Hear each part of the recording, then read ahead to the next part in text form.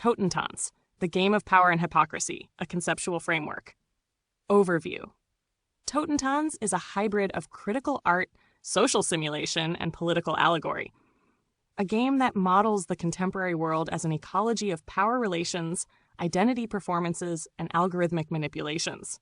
Drawing equally from critical theory, Marxist analysis, and post-Foucauldian philosophy, it proposes that the game is the game. That is, power is not a superstructure imposed from above, but a fluid, immanent system of relations that reproduces itself through every participant's action, belief, and survival instinct.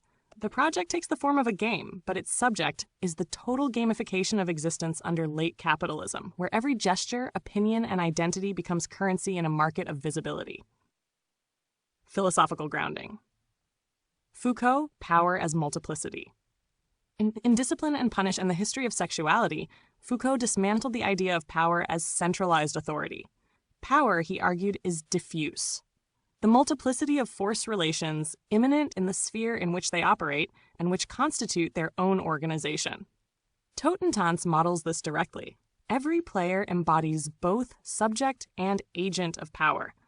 Advancement in the game depends not on moral integrity, but on strategic adaptation, the capacity to manipulate visibility, discourse, and allegiance. The player internalizes the algorithmic panopticon, performing compliance and rebellion alike for social capital. Machiavelli, the game of survival.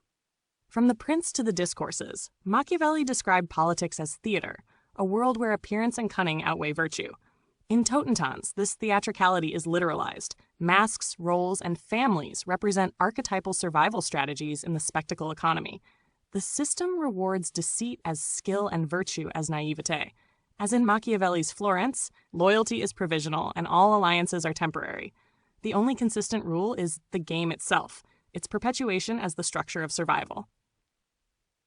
Marx, Commodity and Class. Marx's critique of commodity fetishism is retranslated into the cultural and algorithmic economies of the 21st century. Here, the commodity is visibility itself. Every identity, cause, or aesthetic becomes exchangeable as digital capital. Players accumulate followers, endorsements, and virtue tokens, not through production, but through symbolic performance. The means of production have been replaced by the means of perception, the algorithms that shape and regulate attention. Under techno-feudalism, the platform lords, corporations, states, AIs, extract value from every action, while users compete in micro-feudal hierarchies of exposure. Socioeconomic parallels. 1. Techno-feudalism. The global economy increasingly resembles a neo-feudal order, where platform monopolies replace landowners, and users function as digital serfs whose labor, data, time, emotion is invisibly expropriated.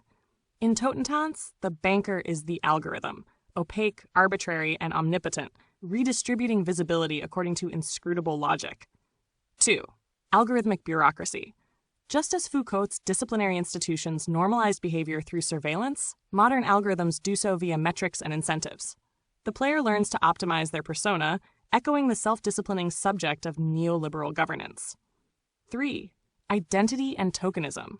Families within the game parody the sociological structures of identity politics, where representation and oppression become tradable commodities.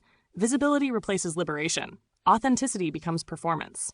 The mechanics demonstrate how inclusion can function as the newest form of control, turning diversity into spectacle.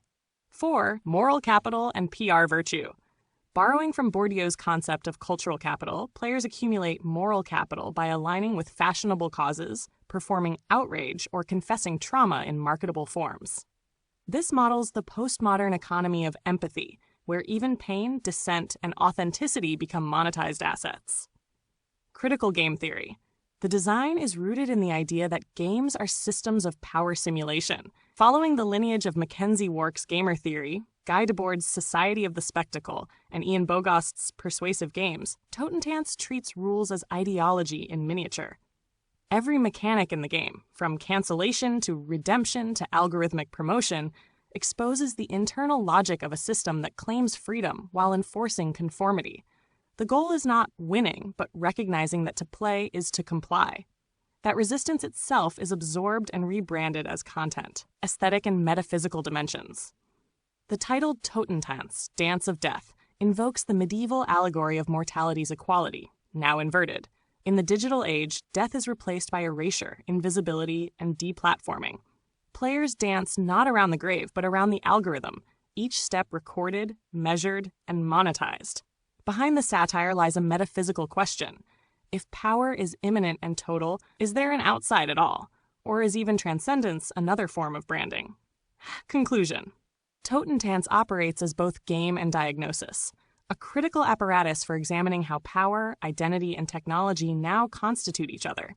It is at once parody and prophecy, a playable theory of contemporary civilization where capitalism becomes religion, data becomes destiny, and every player becomes both prisoner and priest of the algorithmic temple. The game is not merely about the world, it is the world, gamified.